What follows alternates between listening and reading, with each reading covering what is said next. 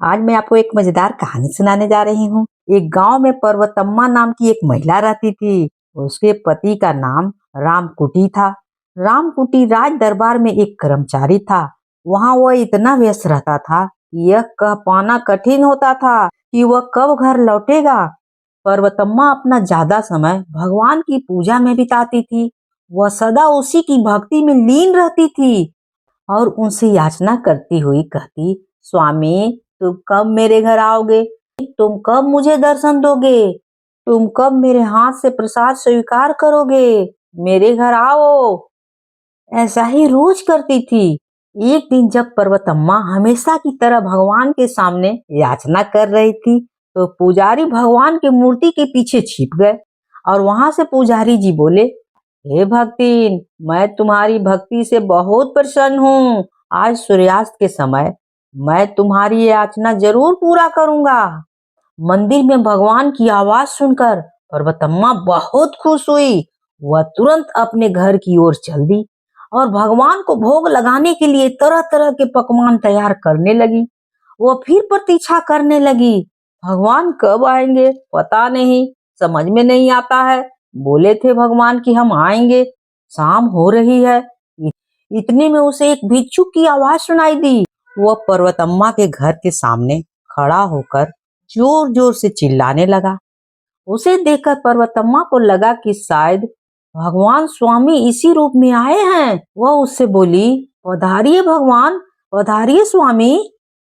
यह मेरा अहोभाग्य है कि आप मेरे घर अतिथि स्वीकार करने के लिए पधारे हैं।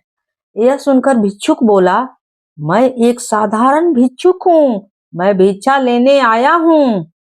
लेकिन पर्वतम्मा ने उसकी बातों पर ध्यान नहीं दिया, बल्कि वह उसे घर के भीतर ले गई। भिक्षुक को एक आसन पर बैठाया और उसके सामने पत्तल बिछाकर उस पत्तल पर थोड़ा थोड़ा पकवान रखने लगी। भिक्षुक बड़े मजे से उन पकवानों को खा रहा था। जब वह खा रहा था तो पर्वतम्मा ने भक्ति भाव से ओत पोत होकर उनके गुणों का बखान करते हुए भजन गाना शुरू कर दिए। सूर्यास्त हो चुका था, इसलिए पर्वतम्मा ने जल्दी से दीप भी जला दिए। तभी बाहर दरवाजे पर खटखट की आवाज हुई।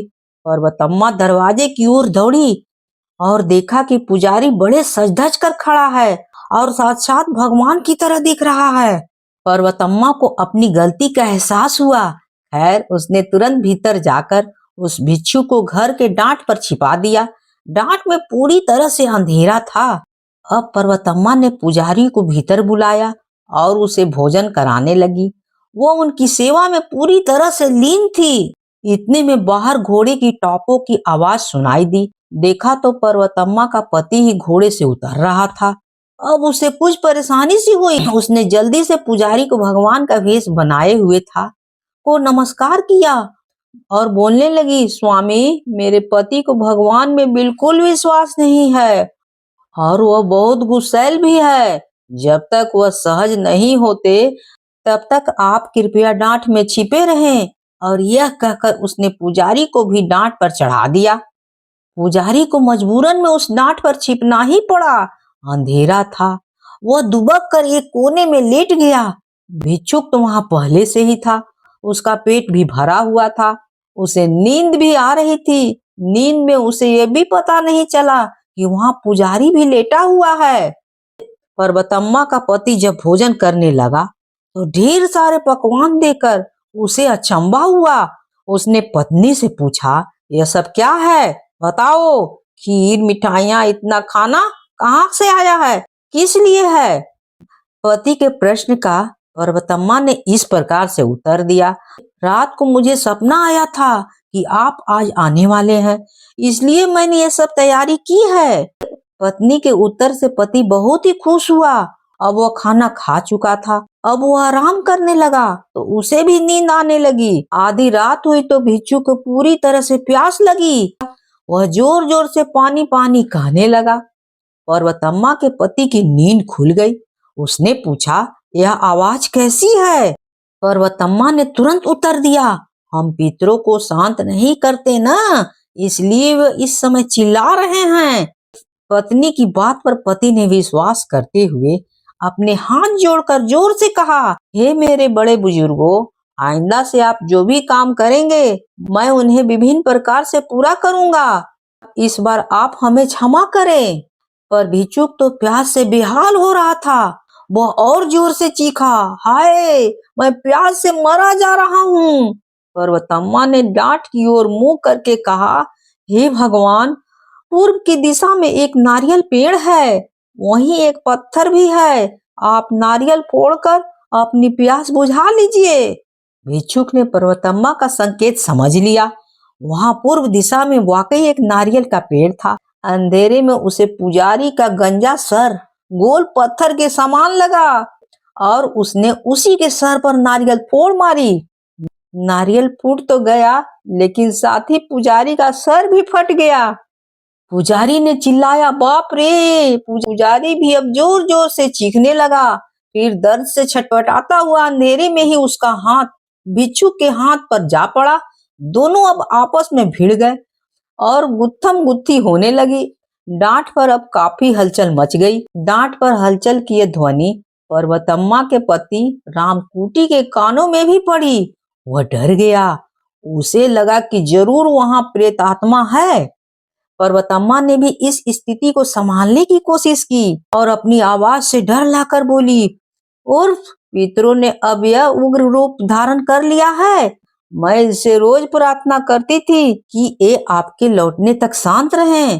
लगता है अब इन्हें पता चल गया है कि आप आ गए हैं। इतने में लड़ते लड़ते भिक्षुक और पुजारी डांट से नीचे आकर गिर गए। बड़ी जोर की आवाज हुई। रामकुटी डर गया। उसे लगा कि उसके पितर लोग अभी भी रुष्ट हैं। वह डर के कारण अपने होश हवास खो बैठा। वह गिरता पड़ता जल्दी से अपने घर के बाहर की ओर दौड़ा और एकदम घोड़े पर सवार होकर उस पर चाबुक बरसाने लगा। एकदम घोड़े पर सवार होकर उस पर चाबुक बरसाने लगा, लेकिन ताजुब कि वे चाबुक स्वयं उसकी पीठ पर ही पड़ रही थी। अब रामकुटी और भी घबरा गया। उसे विश्वास हो गया कि उसके पितर उसका पीछा कर रहे हैं। वो बड़े जोर से याचना करने लगा, मुझे छोड़ दीजिए, मेरे कर्तव्य पालन में आइंदा कभी कोताही नहीं होगी, मैं आपको वचन देता हूँ। इसी बीच पर्वतम्मा को मौका मिल गया।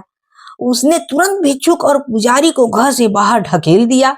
पर हाँ, उसकी समझ में यह नहीं आ रहा था कि जिस भगवान की उसने इतनी आराधना पूजा की, उसी भगवान ने उसे इतना विचित्र अनुभव दे रहे थे और दिमाग भी दिया। और फिर उसके बाद पर्वतम्मा ने अपने पति को सारी बातें बताई। उसके बाद पर्वतम्मा और उसके पति खुशी खुशी रहने लगे। अगर कहानी अच्छी लगी हो तो please like share and subscribe जरूर कीजिएगा, भूलिएगा बिल्कुल नहीं। कहानी होती है समाप्त।